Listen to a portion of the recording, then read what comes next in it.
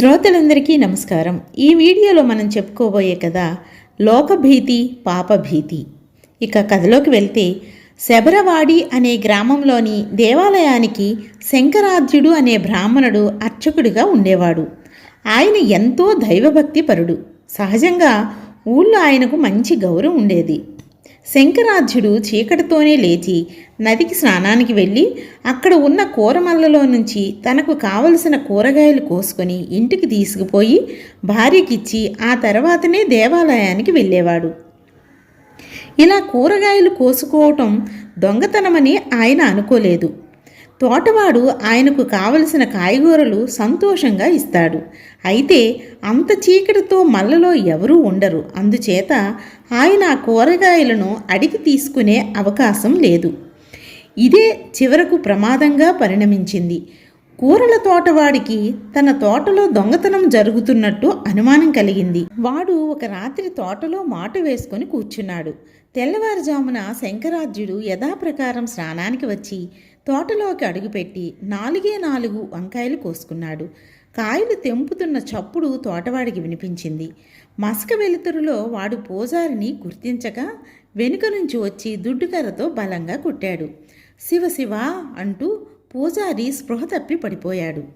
దెబ్బతిని పారిపోతాడనుకున్న దొంగ అక్కడే కుప్పకూలిపోయేసరికి తోటవాడు ఆశ్చర్యపడి దగ్గరికి వచ్చి చూసేసరికి దొంగ మరెవరో కాదు, పూజారేనని తెలిసింది. అంతేకాదు, తాను కొట్టిన దెబ్బకు పూజారి చచ్చిపోయినట్టు కూడా కనిపించాడు. ఆయనలో చలనం లేదు. ముక్కు దగ్గర వేలు పెట్టి చూస్తే శ్వాస కూడా ఆడుతున్నట్లు లేదు. తోటవాడు కొయ్యబారిపోయాడు. పూజారిని దొంగ అనుకోవటమే అపచారం. ఆయనను చావగొట్టడం మహా అపచారం. ఈ సంగతి ఊళ్ళో తెలిస్తే తనను బతకనివ్వరని ఊహించి తోటవాడు ఆ క్షణంలోనే ఊరు విడిచి పారిపోయాడు. అయితే పూజారి చావలేదు. తోటవాడు కొట్టిన దెబ్బ ఆయన వీపు పైన పడి ప్రాణం దిమ్మరపోయింది. చల్లగాలికి ఆయన క్రమక్రమంగా తేరుకున్నాడు. తన పరిసరాలు చూసుకున్నాక ఆయనకు జరిగినది జ్ఞాపకం వచ్చింది. తోటలో కాయలు కోసుకుంటున్నందుకు తనను తోటవాడు కాబోలు కొట్టాడు. వాడి జాడ కనిపించటం లేదు. తన దొంగతనం గురించి ఊళ్ళో అందరికీ తెలిసిపోతుందేమో. ఊళ్ళో అందరికీ చెప్పి తనను చూపించటానికి వెళ్ళి ఉంటాడు. పరువుగా బతుకుతున్న తనకు దొంగ అని పేరు వస్తుంది. ఇక తాను ఊళ్ళో తల ఎత్తుకు తిరగలేడు సరికదా. తనకు మంచినీళ్లు కూడా పుట్టవు. ఇలా అనుకొని శంకరాధ్యుడు కూడా గ్రామం విడిచి పరారైపోయాడు. అప్పటికి తూర్పు తెల్లవారుతుంది. పూజారి భార్య జాము పొద్దెక్కేదాకా భర్త కోసం ఎదురుచూసి ఇరుగు పొరుగు వాళ్లతో చెప్పింది. చీకటితో స్నానానికి వెళ్ళిన పూజారి ఇంకా తిరిగి రాలేదు. దేవాలయానికి తిన్నగా వెళ్ళారేమో అనుకుంటే అక్కడా కూడా లేరు. స్నానాల రేవు వద్ద వెతికితే పూజారి ఉపయోగించే చెంబు తోటకు సమీపంలో కనబడింది. అందుచేత ఆయన ప్రమాదవశాత్తు నదిలో కొట్టుకుని పోయి ఉంటారని గ్రామస్తులు అనుకున్నారు. కానీ ఇంతలో మరొక విషయం బయటపడింది. అది ఏమిటంటే, తోటవాడు ఉదయం నుంచి కనిపించటం లేదు. తోటలో ఒక మూల చెత్తపోగు కాలుతుంది. దాన్ని కుల్లగించి చూస్తే కాలిన ఎముకలేవో కనబడ్డాయి. తోటవాడు పూజారిని హత్య చేసి చెత్త కుప్పలో నిప్పంటించి ఎక్కడికో పరారైపోయాడని గ్రామస్తులు నిశ్చయించుకున్నారు. తోటవాడి మీద హత్యానేరం ఆరోపించబడింది.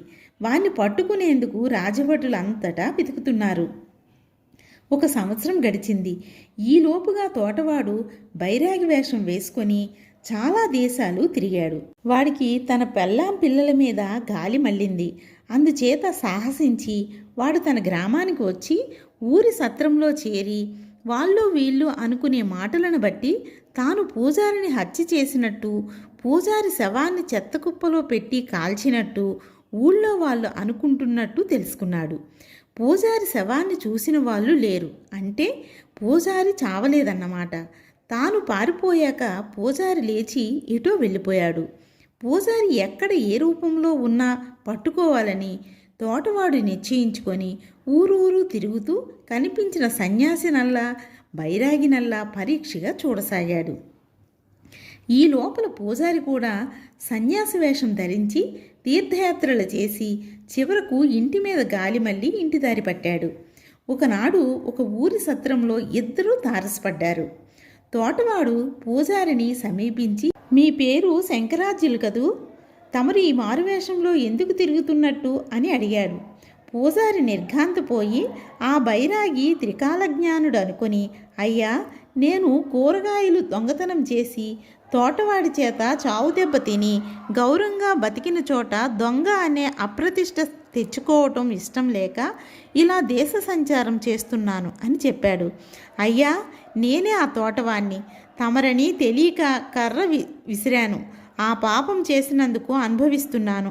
మిమ్మల్ని హత్య చేశానని పుకారు పుట్టింది. మీరు కూరగాయలు దొంగిలించారని ఎవరూ అనుకోలేదు. కానీ నా కోసం రాజభటులు కారాడుతున్నారు.